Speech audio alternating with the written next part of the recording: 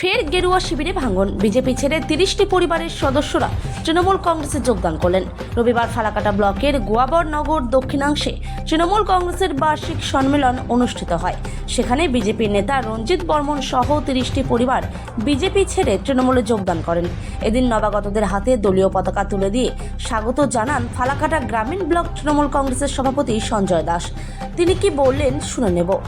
আমি আসলাম কারণ যেভাবে 2011 সালের পরের থেকে মামাটি মানুষের নেত্রী এবং জননেত্রী শ্রীমতী মমতা ব্যানার্জি এবং অভিষেক ব্যানার্জি গোটা পশ্চিমবাংলা জুড়ে যে উন্নয়নের ধারা, সমস্ত স্তরের মানুষের যে উন্নয়নের ধারা তিনি শুরু করেছেন, সেই উন্নয়নের ধারা শরিক হওয়ার জন্য আজকে আমি স্বইচ্ছা সজ্ঞানে বিজেপি ছেড়ে সাম্প্রদায়িক বিজেপি শুধু ধর্ম দিয়ে গোটা বাংলাকে যে না বিচ্ছিন্ন করতে চায়, তাকে পরাস্ত করার স্বার্থে আমি আজকে তৃণমূল কংগ্রেসে যোগদান করলাম।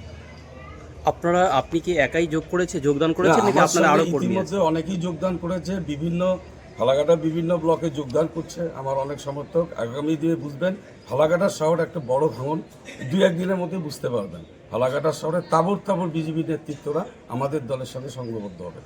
আর একবারও আপনার কাছে আপনার নাম এবং বিজেপিতে যে আপনার পদ ছিল সেই পদ সম্পর্কে জানবো। আমি বিজেপিতে 2017 সালে ঢুকেছিলাম দিলীপ ঘোষের হাত দিয়ে, এবং তার পরক্ষণে যখন 19 নম্বর মণ্ডল ছিল, 19 নম্বর মণ্ডলের দীর্ঘদিন সহসভাপতির দায়িত্ব পালন করেছিলাম।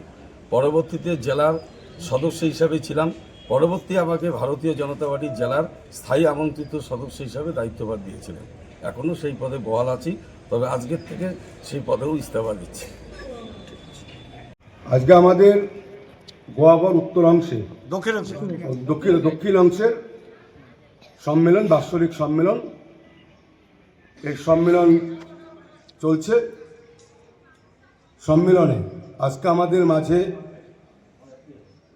অনেক কর্মীরা, তৃণমূল কংগ্রেসের কর্মী উপস্থিত হয়েছে।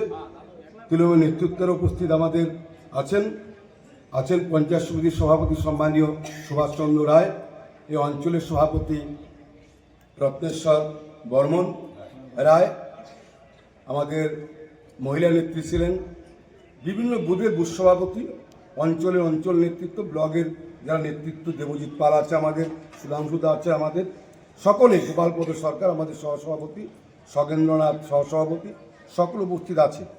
সেই উপস্থিতির মধ্য দিয়ে আপনারা দেখতে পাচ্ছেন আজকে আপনারা জানেন দীর্ঘদিন বামপন্থী আন্দোলনের নেতা এবং এই এলাকার সিপিএমের সময়ে সিপিএমের প্রতীকে জেলা পরিষদে নির্বাচিত হয়েছিলেন। সেই নির্বাচিত সদস্য তিনি সিপিএম ত্যাগ করে বিজেপিতে যান। বিজেপি দলের গুরুত্বপূর্ণ পদে ছিল, জেলা স্থায়ী আমন্ত্রিত সদস্য ছিলেন উনি, মণ্ডলের ভাইস প্রেসিডেন্ট। তিনি আজকে তৃণমূল কংগ্রেসের পতাকা তলে এসলেন এবং তৃণমূল কংগ্রেসের পতাকা হাতে নিলেন।